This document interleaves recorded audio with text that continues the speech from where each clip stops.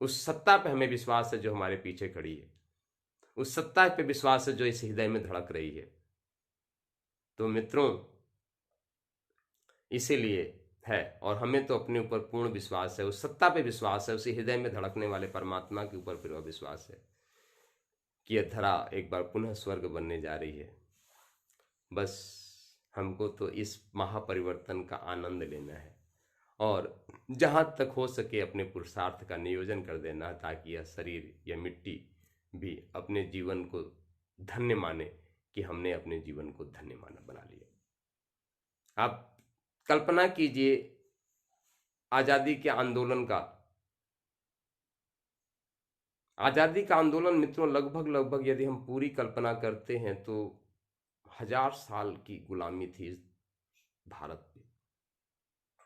और आज़ादी की आंदोलन में जिन भी महामनीषियों ने, महान मानवों ने भागीदार हुए, बहुतों के नाम हम जानते हैं, बहुतों के नाम हम नहीं जानते हैं, पर जो भी उसमें अपने जीवन को नियोजित किया, अपने पुरुषार्थ का सुनियोजन किया, उनका अपना जीवन तो धन्य हुआ ही हुआ, साथ में उन्हीं के पुरुषार्थ का आनंद हम लोग ले रहे हैं आज।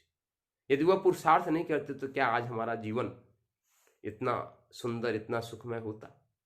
नहीं होता। तो एक तो हम उनके ऋणी हैं, उन्हीं के पुरुषार्थ का, उन्हीं के भाग्य का स्मरण करके क्यों न हम भी इस सृजन के अपने को संवाहक बनाएं, हम भी इस सृजन के एक स्तंभ के रूप में एक पग हम आगे बढ़ाएं, कदम से कदम मिला के चलो। क्योंकि हम आने वाले समय में गीत भी गाएंगे, संगीत को भी लाएंगे, सब कुछ होगा, पर जैसे जैसे अभी भाव बनते चले जाएंगे, विचार बनते चले जाएंगे, हम आएंगे। और जैसे कि अभी हम भगवान, हर व्यक्ति क्या जीवन में चाहता? आराम, कि हमको आराम मिल जाए। तो हम एक इसी सूत्र के साथ आज की इस अपने लाइव सेशंस को पूर्ण करेंगे कि मित्रों, आपके जीवन में आराम तभी आएगा जब आपके जीवन में राम आ जाएंगे। जिस दिन आपके जीवन में राम आ जाएंगे उस दिन आपका यह जीवन धन्य हो जाएगा। और राम कहाँ आने चाहिए? राम को आप अपनी श्वासों में धारण कर लीजिए, श्वासों में बसा लीजिए। श्री के साथ श्वास को अंदर ले जाइए, राम के साथ श्वास को जाने, श्री राम अपने श्वासों में बसा लीजिए। श्री राम, श्री राम, श्री राम, श्री राम। और जिस दिन आपके श्वासों में राम आ जाएंगे, आपके जीवन में आराम आ जाएगा, यह मैं आपको पूर्ण विश्वास दिलाता हूँ। तो आपका जीवन, जहाँ से हमारा प्रश्न हुआ था, प्रश्न शुरू हुआ था कि जीवन संघर्ष का नाम है कि जीवन आनंद का नाम है। तो मित्रों, जीवन आनंद का नाम है, और जीवन का आनंद तब आएगा जब आप अपने श्वासों में राम को बसा लेंगे। आपके जीवन में आराम आ जाएगा, आपका जीवन स्वर्ग बन जाएगा। बस एक बार इनको आप धारण कर लीजिए। तो आइए, आपका जीवन मंगलमय हो, आपका जीवन सुखमय हो, आपका जीवन आनंदमय हो। इसी प्रार्थना के साथ, सबके लिए सद्बुद्धि और सबके लिए मंगलमय भविष्य की प्रार्थना के साथ इसको पूरा करते हैं। आइए हम सब मिल के प्रार्थना करेंगे सबके लिए। ओम स्वस्ति प्रजाभ्याम परिपालयन्तां न्यायेन मार्गेण महिषाम् गोब्राह्मणेभ्यः शुभलोकमस्तु। लोकाः समस्ताः सुखिनो भवन्तु। सर्वे भवन्तु सुखिनः, सर्वे सन्तु निरामयाः, सर्वे भद्राणि पश्यन्तु मा कश्चित् दुःखभाग् भवेत्। श्रद्धां मेधां यशः प्रज्ञां विद्यां पुष्टिं श्रियं बलं तेज आयुष्यमारोग्यं देहि मे हव्यवाहनं, देहि मे हव्यवाहनं। हम सब का अपना जीवन पूर्णता की ओर पहुँचे। हम जीवन में जो भी श्रेष्ठ संकल्प करें वह अपनी पूर्णता तक पहुँचे, इस भाव से पूर्णाहुति। ओम पूर्णमदः पूर्णमिदं पूर्णात् पूर्णमुदच्यते पूर्णस्य पूर्णमादाय पूर्णमेवावशिष्यते। ॐ पूर्णादर्विपरापत सुपूर्णा पुनरापत वस्नेव विक्रीणावः इसमुजगुं सत्क्रतो स्वाहा सर्वग्वै पूर्णगुं स्वाहा सर्वग्वै पूर्णगुं स्वाहा। आइए अनंत कोटि ब्रह्मांड नायक को हम नमन वंदन करेंगे।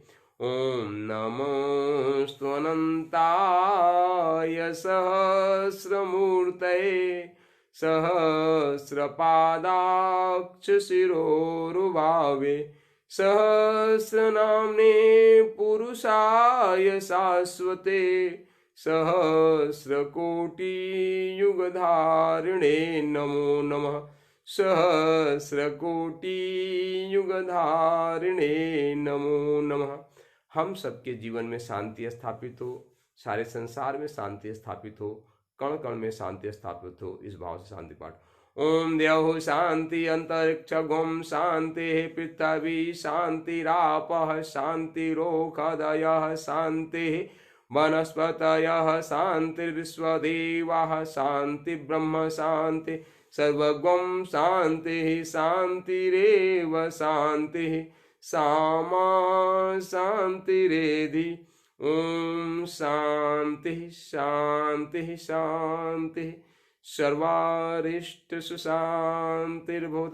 बोलो आज के आनंद की जय। जय जय श्री राधे श्याम। जय जय श्री राधे।